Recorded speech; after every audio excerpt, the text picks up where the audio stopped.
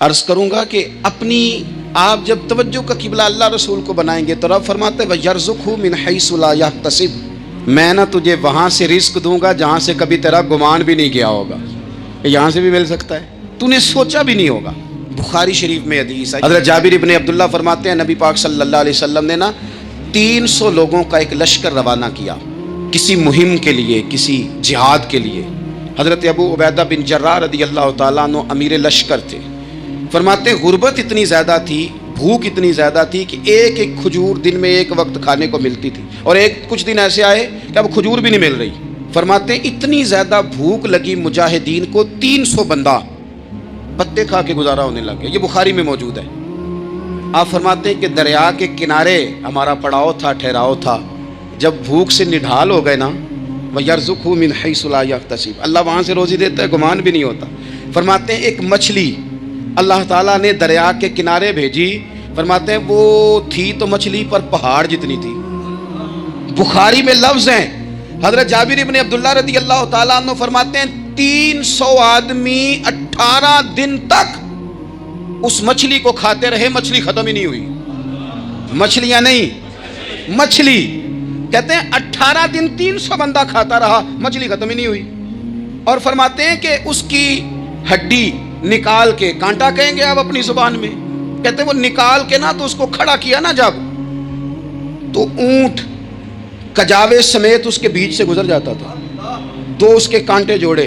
فرماتے ہیں وہ اس کا گوشت ہم کھاتے تھے اور اس کی چربی بطور تیل کے ہم جسموں پہ ملتے تھے، بیماروں کو اس سے سکون آتا تھا، تندرستی شفا ہوتی تھی۔ فرماتے ہیں ہم کھایا بھی ہم نے، اور کچھ لے کے ہم مدینے بھی گئے، اور قربان جائیں نبی پاک نے بھی اس میں سے کھایا۔ ہم نے عرض کی حضور یہ معمہ کیا ہے، یہ ماجرا کیا ہے؟ تو محبوب نے فرمایا تمہارے پاس غذا نہیں تھی، رب نے تمہارے لیے بندوبست کیا ہے، اللہ نے تمہیں دیا ہے۔ مکان شروع کر لیا، ایک صاحب نے وہ مکان بنانے لگے، آپ وہ حساب لگا رہے ہیں، کہتے ہیں میرے پاس اتنے پیسے ہیں، اتنے میں نے فلانے دوست سے کہنا ہے اس نے دے دینے، اتنے فلانے رشتہ دار سے کہنا ہے اس نے دے دینے، اتنے فلانے سے کہنا ہے اس نے دے دینے۔ یہ ساری کاپی بنا کے مکان شروع کر لیا۔ جو روز کہتا تھا نا کوئی حکم ہو جاتے دسی، سب سے پہلے اس کو کہا میاں پیسے چاہیے دین، وہ کہندا ہو کل ہی منڈا ٹوریا ہے، کہتے تو پرسوں 10 داتے لب جانے سن۔ میں آپ کو اپنے تجربے کی بات بتا رہا ہوں۔ جن لوگوں کا خیال ہوتا ہے نا کہ آپ سٹارٹ کریں فلانا کام، ہم آپ کے ساتھ ہیں، اللہ کا ہی کوئی نظام ہے، وہ بالکل بھی نہیں ساتھ ہوتے۔ لیکن ایسا نہیں ہے کہ کوئی ساتھ نہیں ہوتا، اللہ تعالیٰ بڑے اسباب پیدا کرتا ہے، وہاں سے دیتا ہے جہاں سے گمان بھی۔ ہمارا یہ ذہن بن جاتا ہے ہم ساری اپنے حساب سے چلتے ہیں، اتنے رشتہ داروں سے، اتنے، کون آپ کے ساتھ چلے گا؟ سوال ہی نہیں پیدا ہوتا۔ یہ سارے کام چھوڑ کے سب سے پہلے 2 رکعتیں پڑھو، اپنے رب کی بارگاہ میں، رسول کائنات کی بارگاہ میں گزارشات اور استغاثے پیش کرو، وہاں سے خیر طلب کرو۔ دنیا دار کیا دیں گے، کیا دے سکتے ہیں، کیا حیثیت ہوتی ہے کسی؟ اللہ کہتا ہے وہاں سے دوں گا۔ تو جو اللہ مال دے وہ لینا چاہیے کہ رشتہ داروں کا مال دیکھنا چاہیے؟ جو اللہ دے وہ لینا چاہیے کہ سیٹھوں نوابوں کی جیبیں دیکھنی چاہیے؟ جو اللہ دے وہ قبول کرنا چاہیے یا دیکھنا چاہیے کون سا آدمی کہاں پہنچ گیا؟ چھوڑو، اپنی مٹی پہ چلنے کا سلیقہ سیکھو۔ کسی کے سنگ مرمر پہ چلو گے تو پھسل جاؤ گے، پھسل جاؤ۔ اس پر ایک اور بات عرض کر دوں، صحیح بخاری سے، مسلم سے ایک اور بات۔ کچھ چیزیں ایسی ہیں جن سے اللہ کی مدد آتی ہے، مدد ملتی ہے۔ ایک چیز ان میں سے ایسی ہے جس سے بہت مدد نازل ہوتی، وہ ہے کہ جب رب آپ کو دے نا تو پھر آپ بھی اس کے رستے میں دیں، پھر مدد آتی ہے، پھر اور آتا ہے۔ بخاری مسلم میں حدیث ہے، یہ زیادہ ہی توجہ طلب امر ہے، اس پر آپ غور کریں گے۔ حضرت ابو ہریرہ فرماتے ہیں کہ نبی پاک علیہ السلام نے فرمایا ایک شخص نے بادلوں کے اندر سے آواز سنی کہ فلاں آدمی کا کھیت اور باغ خشک ہو گیا ہے، وہاں برسو اور اس کے کھیت کو سیراب کرو۔ وہ بڑا حیران ہوا کہ بادل سے آواز آ رہی۔ پھر اس نے دیکھا کہ ایک پہاڑی پر بارش ہوئی، وہ بادل وہاں برسا، پھر نالیوں سے ہوتا ہوا پانی ایک طرف چلا، تو جس نے آواز سنی تھی، حضور بیان کر رہے ہیں، وہ بھی پیچھے پیچھے چلا کہ پانی کدھر جا رہا ہے۔ اس نے جا کے دیکھا کہ ایک مقام پہ ایک باغ کو وہ پانی لگ رہا ہے اور ایک آدمی وہ پانی لگا رہا ہے۔ اس نے اس سے پوچھا تیرا نام کیا ہے؟ اس نے کہا کیوں؟ کہنے لگا بتا نا۔ اس نے نام بتایا تو کہنے لگا یہی تو وہ نام ہے جو میں نے بادلوں کے اندر سے سنا ہے کہ فلاں کے کھیت کو پانی دے دو۔ اس نے کہا یار تو کیا عمل کرتا ہے کہ اسپیشل تیرے لیے بارش برسے؟ یہ بخاری پڑھ رہا ہوں، سیاستہ سے حدیث عرض کر رہا ہوں۔ اس سے پوچھا تو کیا کام کرتا ہے کہ جناب اللہ تبارک و تعالیٰ کا حکم کرم آیا کہ خاص تیرے لیے پانی برسے اور تیرے کھیت کو سیراب کرے؟ تو اس نے کہا چھوٹا ذمہ دار ہوں، پر جب فصل اگتی ہے تو 3 حصے کرتا ہوں. ایک حصہ اپنے بال بچوں پہ، بہن بھائیوں پہ خرچ کرتا ہوں، ایک حصہ پورا، اور ایک حصہ دوبارہ کاشتکاری پہ لگاتا ہوں، اور تیسرا حصہ خالص میں نے مسکینوں، یتیموں اور غریبوں کے لیے رکھا ہوا ہے. وہ جو تیسرا حصہ، اللہ کرے آپ سمجھیں، وہ رب کے بندوں پہ تیسرا حصہ خرچ کرتا ہے نا، تو کریم مالک نے فرمایا جہاں سے غریب کا حصہ جاتا ہے وہ کھیت خشک نہیں رہنا چاہیے. وہ جہاں سے مسکین روٹی کھاتے ہیں وہ خشک نہ رہے. جہاں سے یتیموں کو کچھ آتا ہے کہیں اس کی فصل رہ نہ جائے. میں اور آپ بھی اگر اپنے مال میں مسکینوں، یتیموں، غریبوں کے حصے رکھ لیں گے تو فصلیں خشک نہیں رہیں گی. ان کے اندر تازگی آئے گی، نور آئے گا، کرم آئے، خاص کر خدا کی رحمت برسے گی. مدد اللہ سے چاہیں، اپنی توجہات کا مرکز رب رسول کی ذات کو بنائیں، پھر آپ محسوس کریں گے کہ بڑی جلدی اللہ تعالیٰ کی مدد آنے لگی ہے. کبھی آپ صرف کہہ دیں نا میرا رب میرے ساتھ ہے، اس لفظ میں اتنی طاقت ہے کہ دشمن ویسے زہر ہو جاتا ہے. زندگی میں کسی سے بھی لڑائی ہو، اچھی طرح سوچ لیں کہ اللہ اس طرف ہے یا اس طرف ہے. اگر آپ زیادتی پہ ہیں تو پھر رب مظلوم کی جانب ہے. اگر اللہ کی مدد آپ کے ساتھ ہے تو دنیا کی کوئی طاقت آپ کو گرا نہیں سکتی. اور اگر آپ مظلوم کے مقابلے میں ظالم بن کے آپ کھڑے ہو گئے ہیں اور آپ نے رویہ وہ اختیار کیا ہے کہ جس میں مدد نہیں آئے گی، تو پھر یاد رکھ لیں کہ آپ کوئی بھی ہیں، کہاں بھی ہیں، آپ کمزور ہیں. طاقتور تھے ابتدائے اسلام میں، ظاہری طاقت تھی کفار مکہ کے پاس. وہ ڈنڈوں سے مارتے تھے غریبوں کو، ان کے ہاتھوں میں ڈنڈے تھے، پر خدائی طاقت ان مظلوموں کے ساتھ تھی. صاحب زرقانی نے لکھا ہے، حضرت زنیرہ رضی اللہ تعالیٰ عنہ ایک لونڈی ہیں، غریب ہیں. ماڑے دا کی کام محمد نس جانا یا رونا، غریب سادی بی بی اور لونڈی کنیزہ، ایک مشرک کی کنیزہ تھی. انہوں نے کلمہ پڑھ لیا. وہ ڈنڈوں سے مارتا، دروں سے مارتا، تکلیف دیتا. حضرت زنیرہ رضی اللہ تعالیٰ عنہ کو اتنا مارا، اتنا مارا. اب آپ ایک اور پہلو پر بھی غور کریں، مار بھی پڑ رہی ہے پر خدا ادھر ہی ہے، اللہ کی مدد ادھر ہی ہے. رب کہتا ہے کہ پہلے تو صبر کرنا، ان اللہ مع الصابرین. تو صبر کرے گا تو پھر رب کی معیت ملے گی. ذرا ٹھہرنا، تو تھوڑا ڈٹنا. ان الذین قالوا ربنا اللہ ثم استقاموا تتنزل علیہم الملائکہ. تو کہے اللہ میرا رب ہے، پھر تو پہلے ڈٹ، پہلے تو نے ڈٹنا ہے. ثم استقاموا، جو ڈٹ گیا، تتنزل علیہم الملائکہ، ڈٹنے والے کے لیے مدد آتی. پہلے تھوڑا ٹھہرنا پڑتا ہے، پہلے تھوڑا صبر کرنا پڑتا ہے، حوصلہ کرنا پڑتا، اس کے بعد مدد آتی. مار پڑ رہی ہے، مارا جا رہا ہے. حضرت زنیرہ کو ان کا مالک جو ہے ظاہری آقا وہ مار رہا ہے. یہ کنیزہ ہے، اتنا مارا، اتنا مارا، ان کی بینائی چلی گئی، نظر آنا بند ہو گیا. ابو جہل آیا اور کہنے لگا زنیرہ دیکھا نا ہمارے بت تیری آنکھیں لے گئے، معاذ اللہ، لات و منات ہمارے بتوں نے تجھے اندھا کر دیا. اب ایسا نہیں ہے کہ بی بی روتی جا رہی ہے، روتی جا رہی ہے، مایوسی مایوسی، معاذ اللہ، پریشانی، غریبی بڑی ہے، پوچھنے والا کوئی نہیں. یہ باتیں نہیں. کیا جملے ہیں خاتون کے، کیا لفظ ہیں. ابو جہل نے تنزیہ کہا، معاذ اللہ، کہنے لگا دیکھا نا ہمارے بتوں نے تجھے اندھا کر دیا. تو جناب زنیرہ آنکھوں کی بینائی گئی ہے، رات کو گئی ہے، دکھ ابھی تازہ ہے، لیکن اللہ پہ جو توکل ہے، اپنے مالک سے جو رشتہ ہے وہ اتنا مضبوط ہے، اتنا طاقتور ہے، اس میں اتنی گہرائی ہے کہ حضرت زنیرہ بول کے نا اتنی قوت سے بولی، اتنی طاقت سے بولی کہ پورے کفر پر لرزہ طاری ہو گیا. فرمانے لگی تمہارے بتوں کی کیا اوقات ہے کہ میری بینائی لے جائیں. یہ میری رب کی حکمت کا تقاضا ہے.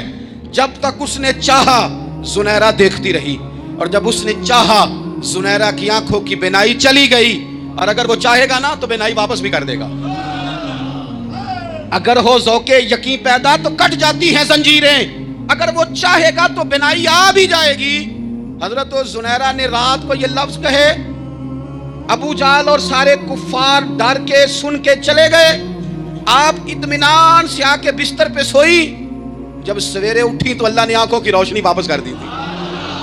آنکھوں کی اب چھڑی پکڑی ہے، بازاروں میں گھومتی ہے، کہتی ہیں بلاؤ کدھر ہے تمہارے نات و منات، دیکھو میرے رب نے روشنی واپس کر دی. آ کر میرے ساتھ ادھر آ، ستمگر ہنر آزمائیں، تو تیر آزما ہم جگر آزمائیں. بیمار لوگوں یاد رکھو، کہہ دیا ڈاکٹر نے کہ تو بڑا بیمار ہے، تو بڑا کمزور ہے، یہ ہو گیا وہ ہو گیا، تو ڈاکٹر اپنے علم کے مطابق بات کر رہا ہے. ہوگا تو وہ جو میرا رب چاہے گا. کمزور ہو جانا، پریشان ہو جانا، تکلیف میں آ جانا، پتہ نہیں بات ہو گئی ہے تو جانے کیا ہو جائے گا. اپنی زندگی کے اندر اپنے رب سے رشتہ مضبوط کریں, رسول کائنات سے رشتہ مضبوط کریں, اللہ والوں سے رشتہ مضبوط کریں. حضرت زنیرہ نے پیغام دیا کہ زندگی میں جو جینا چاہتے ہیں تو وہ رب کا نام لے کے جی سکتے ہیں. جو اپنی زندگی میں خوشیاں دیکھنا چاہتے ہیں تو رسول اللہ کے نام پر خوشیاں دیکھی جا سکتی ہیں. توکل کی بنیاد پر بندہ خوشیاں لے سکتا ہے. اور اگر انسان میں توکل نہیں ہے تو پھر وہ اس کالے جادو سے بھی ڈر رہا ہے, وہ نیلے سے بھی ڈر رہا ہے, وہ پیلے سے بھی ڈر رہا ہے, وہ فلانے سے بھی ڈر رہا ہے, وہ میرے خلاف فلانا رشتہ دار سازش کر رہا ہے تو ڈر رہا ہے, فلانا میرے بارے میں یہ کر رہا ہے تو ڈر رہا ہے, وہ پتہ نہیں دنیا ادھر ہو جائے گی تو کیا ہو جائے گا. اٹھ باندھ کمر کیوں ڈرتا ہے, پھر دیکھ خدا کیا کرتا ہے. تو اس ساری گفتگو کا نچوڑ آپ کو یہ عرض کیا ہے. سب سے پہلے تو یہ کہ میدانوں میں مدد بھی اللہ کی, رزق میں مدد بھی اللہ کی, فصلیں خشک ہوں تو مدد پھر بھی اللہ کرے تو پھر ساری مدد, اور اگر انسان بیمار ہو تو پھر بھی مدد اللہ کی. تو اپنے اللہ کی جانب توجہ کو بڑھائیں, آپ اللہ سے مدد کے سوالی بنیں. ترمذی کی ایک حدیث ہے, میں آپ کو زندگی کا تجربہ بتاتا ہوں کہ جب میں بڑا پریشان ہوتا ہوں تو یہ والی روایت کھول لیتا ہوں, مزہ دیتی ہے. میرے نبی پاک علیہ السلام نے فرمایا اپنے دکھ سیٹھوں نوابوں کو نہ کہنا, مالداروں کا نہ کہنا, ورنہ اللہ تمہیں کبھی غنی نہیں کرے گا.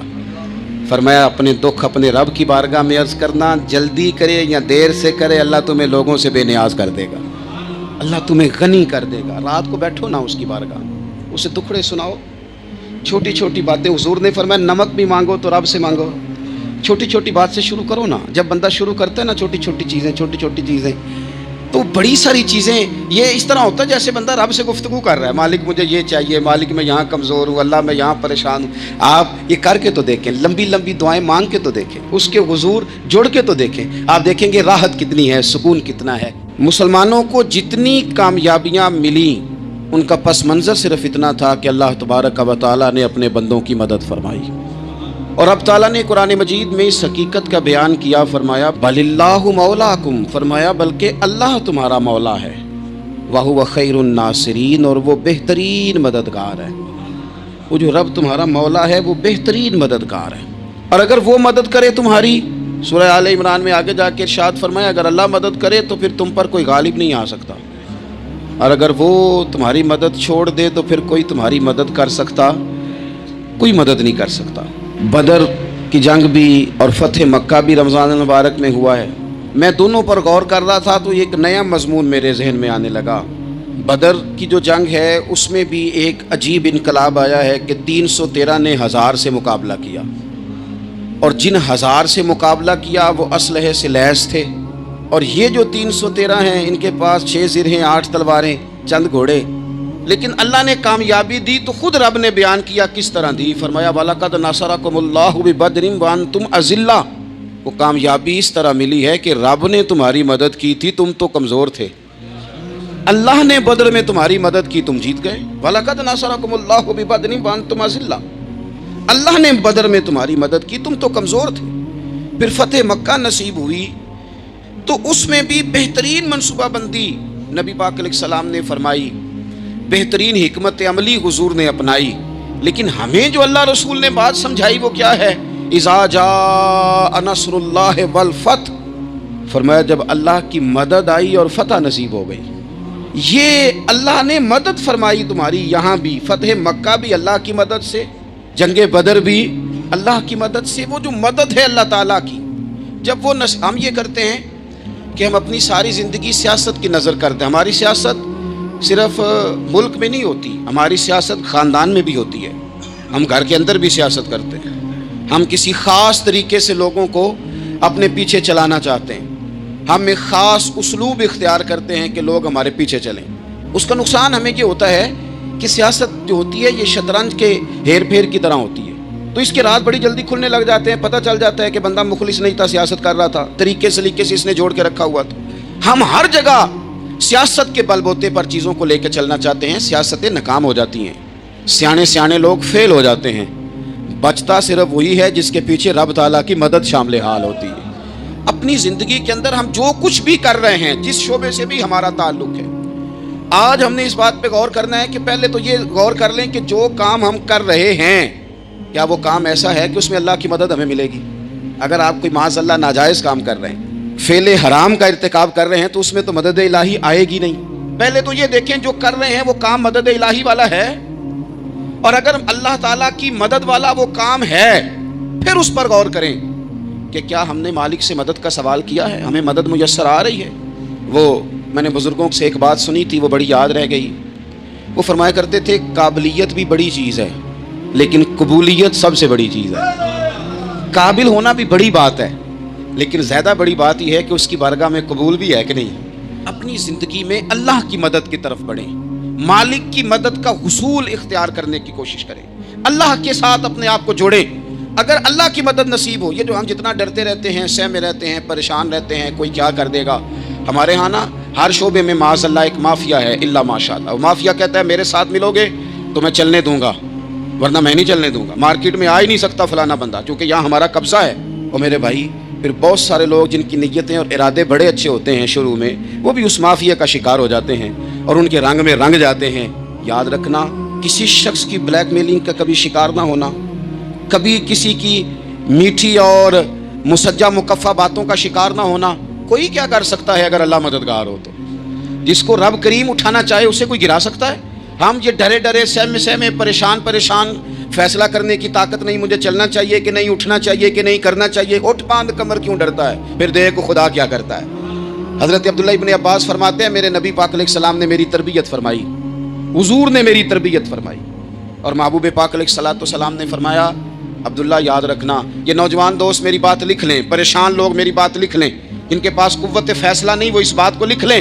حضرت عبداللہ ابن عباس فرماتے ہیں میرے نبی پاک علیہ السلام نے مجھ سے فرمایا تھا عبداللہ سن، اگر ساری دنیا مل کے تیرا کوئی نفع کرنا چاہے کر نہیں سکتی جب تک میرے رب کی رضا نہ ہو، اور فرمایا ساری دنیا مل کے تیرا کچھ بگاڑنا چاہے تو عبداللہ بگاڑ نہیں سکتی جب تک رب کریم کی حکمت کا تقاضا نہ ہو۔ لوگوں سے ڈرنا، لوگوں کی طرف دیکھنا، ماحول دیکھ کے اپنے راہ کا تعین کرنا، ہر بندے کے خیالات کے مطابق ڈھلنے کی کوشش کرنا، فلانا نہ ناراض ہو جائے، فلانا نہ ناراض ہو جائے، وہ جس نے ہونا ہو جائے، بس رب رسول ناراض نہ ہو۔ اپنی زندگی میں اپنے مالک کو مولا جان کے، بل اللہ مولاکم، اللہ تمہارا مولا ہے، وہو خیر الناصرین، وہ بہترین مددگار ہے۔ توجہ جب بھی کریں رب کی جانب کریں، اپنے دل کا قبلہ درست رکھیں، سوچوں کے زاویے سیدھے رکھیں۔ میرے بھائی مالک جب بندوبست کر دے نا، جب مالک بندوبست کرتے ہیں پھر ایسا بندوبست کرتا ہے کہ لوگوں کے پاس نا چارہ نہیں رہتا۔ حضرت مریم رضی اللہ تعالی عنہا پاک باز تھیں، مسجد میں رہی تھیں، پر مالک کی حکمت کے تقاضے بڑے عجیب ہے نا۔ پھر جناب مریم کو اللہ تعالیٰ نے بغیر شوہر کی اولاد عطا کر دی۔ یہ بات ہی ایسی تھی، وہ کسی نے کہا تھا کہ مخلوق تو فنکار ہے اس درجہ کے پل بھر میں سنگے در کعبہ سے بھی اسنام تراشے، تم کون ہو کیا چیز ہے داغے کبابی، لوگوں نے تو مریم پہ بھی الزام تراشے۔ تو لوگوں نے کہا کدھر سے لے آئی بچہ، تیرا باپ تو ایسا نہیں تھا، کہاں سے لے آئی؟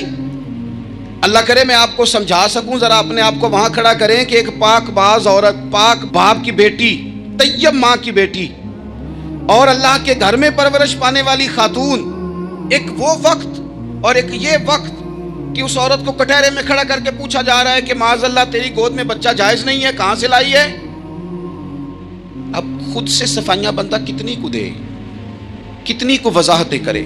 اور میں نے تو اپنی زندگی میں دیکھا ہے زیادہ وضاحت دینے والے کو بھی لوگ جھوٹا سمجھنے لگ جاتے ہیں، زیادہ وضاحت دینے پر بھی لوگ کمزوری کا اظہار سمجھتے ہیں کہ کمزور پڑ گیا۔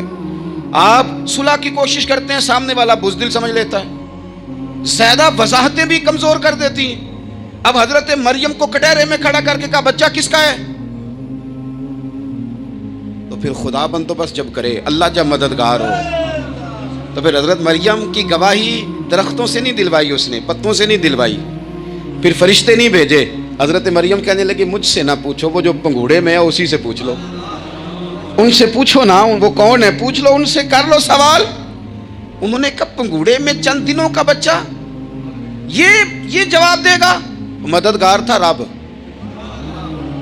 ان کی برات کا اعلان کرنا تھا مالک نے، اور جب مالک اعلان کر دے، جب مالک تیری صفائی دینا چاہے، جب مالک تجھے دنیا کے سامنے نکھارنا چاہے، تو پنگوڑے میں لیٹے حضرت عیسیٰ بول کے کہنے لگے انی عبداللہ آتانی الکتاب، فرمایا میں اللہ کا بندہ ہوں، رب نے مجھے کتاب عطا کر کے نبی بنا کے دنیا میں بھیجا ہے، میں اللہ کا بندہ ہوں، کتاب لے کے آیا ہوں، نبی بن کے آیا ہوں۔ پھر پنگوڑے سے اعلان ہو گیا، پھر بچہ بول پڑا۔ اور یہ ایک دفعہ نہیں بات ہوئی، یہ بنی اسرائیل میں ایک جریج نام کے شخص بھی تھے جو نماز پڑھ رہے تھے، بعض نے لکھا ہے نفل نماز تھی، اماں نے پکارا تو آئے نہیں، تو ماں کے منہ سے نکل گیا تو اتنی دیر تک مرے گا نہیں جب تک کسی بے حیا عورت کا منہ نہ دیکھ لے۔ تو وہ عبادت گزار تھے، لیکن لوگوں نے ان کی عبادت، ریاضت، پرہیزگاری کو نہیں دیکھا، بس ایک عورت کو بھیج کے الزام لگوا دیا۔ وہ عورت آیا جایا کرتی تھی، اب آ جاتی ہیں عورتیں، مسئلہ پوچھنے کی نیت سے بھی آ جاتی ہیں۔ ماحول میں کچھ جگہ ایسی بھی ہیں جہاں عورتیں دم کرانے کے بہانے آ جاتی ہیں۔ وہ خاتون آتی جاتی تھی اس خانقاہ پہ، آستانے پہ، یہ بخاری میں موجود ہے، اور اس نے کہا میری گود میں جو بچہ ہے یہ انہی کا ہے۔ مجھے بتائیں کیسے بندہ وضاحت دے؟ حالات خراب ہو گئے، لوگ کٹیا جلانے لگے، ماحول اور طرح کا بن گیا۔ میرے نبی پاک علیہ الصلوۃ والسلام فرماتے ہیں پھر اس رب کے بندے نے کہا مالک تو کریم ہے، تیری مشیت کا تقاضا آیا جو میری ماں نے جملے بولے تھے، پر اب میں وضاحت دینے کے قابل نہیں رہا، اب تو ہی کرم کرے گا تو دروازہ کھلے گا۔ تو وہ چند دنوں کا بچہ پنگوڑے میں بول کے کہنے لگا میں اس درویش کا نہیں، میں تو فلانے چرواہے کا بچہ ہوں، وہ جو بکریاں چراتا ہے۔ رب کی مدد کو پکاریں، اپنے ساتھ اپنے مالک کی مدد کو شامل کریں، تھوڑے رزق پر بھی گزارا اچھا ہونے لگ جائے گا۔ سارے لوگ آپ کو گرانے کی تدبیریں کر رہے ہوں گے اور مالک آپ کو عزتیں عطا فرما دے گا، اس کی بارگاہ سے حکمت کا تقاضا اور ہو جائے گا۔ ہم نے ساری زندگی لوگوں کو راضی کرنے میں گزار دی، ساری زندگی بڑھاپا آ گیا بچوں کو پالتے، اور بچوں نے آخری عمر میں کہہ دیا ابا اگر کوئی ڈھب کا کام کر لیتے تو آج ہمارے دن بھی پھر نہ جاتے۔ ساری زندگی گزار دی بہن بھائیوں کو راضی کرنے میں، ساری زندگی گزار دی ذمہ داریاں اٹھانے میں، ان کو 99 دفعہ دیا، ایک دفعہ نہیں دیا تو انہوں نے کہہ دیا تو نے تو کبھی دیا ہی نہیں، تو تھا ہی نہیں۔ ساری زندگی محلے داروں، علاقے والوں کو راضی کرنے میں گزار دی۔ اور میں نے ایسے لوگ بھی دیکھے دین کے لیے وقت گزارا، لیکن جب بڑھاپے میں دانت کام نہ کرتے تھے تو وقت کے مفتیوں کو بھی مسجدوں کی کمیٹیوں نے کہہ دیا اب آپ کی سمجھ نہیں آتی، ہم نے خطیب کو یور رکھنا ہے، نہ دیکھو دنیا کی طرف، دنیا رلا دیتی ہے، نہ راضی کرو بندوں کو، بندے تھکا دیتے ہیں، نہ پیچھے بھاگو ہر وقت دنیا داروں کے، یہ انسان کو کمزور کر دیتے ہیں، وہ تو کریم ہی بڑا ہے، 2 آنسو زمین پر بعد میں گرتے ہیں، بندے کے گناہ سارے پہلے معاف فرما دیتا ہے۔ اللہ کی مدد کا حصول، اپنے مالک کی مدد کی طرف بڑھنا، آپ کو بدر کی جنگ بھی یہی درس دے گی، آپ کو احد کا میدان بھی یہی سبق دے گا، فتح مکہ بھی یہی سبق دے گا۔ میرے دوستو جب رب مدد فرمائے، جب اللہ مددگار بنے۔ دوستو انسان کی سب سے بڑی پریشانی یہ ہے کہ وہ اپنی امیدیں دنیا والوں سے لگا بیٹھتا ہے، اور جب یہ دنیا والے اس کا ساتھ چھوڑ ڈانٹ دیتے ہیں تو وہ اندر سے ٹوٹ جاتا ہے، مایوس ہو جاتا ہے۔ لیکن جیسا کہ پیر اجمل رضا قادری صاحب نے اس رلا دینے والے بیان میں فرمایا، دنیا داری اور مخلوق سے امیدیں لگانا بالکل ختم کر دیں۔ آپ خود سوچئے، جو رب ایک چھوٹے سے کیڑے کو پتھر کے اندھیروں میں بھی رزق پہنچاتا ہے، کیا وہ آپ کو تنہا چھوڑ دے گا؟ ہرگز نہیں۔ اللہ پر توکل اور بھروسے کا یہی وہ خوبصورت مقام ہے جہاں انسان دنیا کے ہر خوف اور ہر امید سے آزاد ہو جاتا ہے۔ ہمارا رب وہ ہے جو وہاں سے رزق کے دروازے کھولتا ہے جہاں سے انسان کی سوچ اور گمان بھی نہیں ہوتا۔ جب ہم اپنے ہاتھ مخلوق کے سامنے پھیلاتے ہیں تو ہمیں صرف ذلت ملتی ہے، لیکن جب وہی ہاتھ رات کے اندھیرے میں آنسوؤں کے ساتھ اپنے رب کے سامنے پھیلتے ہیں تو وہ ہمیں وہاں سے نوازتا ہے جہاں ہماری عقل بھی نہیں پہنچ سکتی۔ صوفی تعلیم کا یہی سب سے بڑا سبق ہے کہ دل میں صرف ایک اللہ کی طلب ہو۔ جب دل سے دنیا کی محبت نکل جاتی ہے اور صرف اللہ کی رضا باقی رہ جاتی ہے تو پھر وہ اپنے بندے کو کبھی خالی ہاتھ نہیں لوٹاتا۔ کیا آج ہم بھی اپنے تمام مسئلے، اپنی تمام پریشانیاں اور اپنی ہر حاجت صرف اپنے رب کے سپرد کرنے کا عہد کرتے ہیں؟ کیا ہم یہ وعدہ کرتے ہیں کہ آج کے بعد ہماری امیدوں کا مرکز صرف اور صرف اللہ کی ذات ہوگی؟ اگر اس بیان سے آپ کے بے قرار دل کو سکون ملا ہے اور اللہ کی ذات پر آپ کا یقین اور پختہ ہوا ہے तो इस पैगाम को सिर्फ अपने तक महदूद न रखें। हो सकता है कोई और भी रिज्क की तंगी या दुनिया की ठोकरों से परेशान हो, और आपका एक शेयर उसकी जिंदगी में अल्लाह की रहमत का सबब बन जाए। इसे सदका ए जारिया समझकर अपने दोस्तों और अजीजों के साथ जरूर शेयर करें। ऐसी ही रूहानी, जज्बाती, जो आपकी रूह को सुकून दें, अपने चैनल नूर बयान टीवी ऑफिशियल को अभी सब्सक्राइब करें। अपनी दुआओं में हमें हमेशा याद रखें और कमेंट बॉक्स में अपने रब का शुक्र अदा करते हुए पूरे यकीन के साथ अल्हम्दुलिल्लाह जरूर लिखें। जज़ाकल्लाह खैर।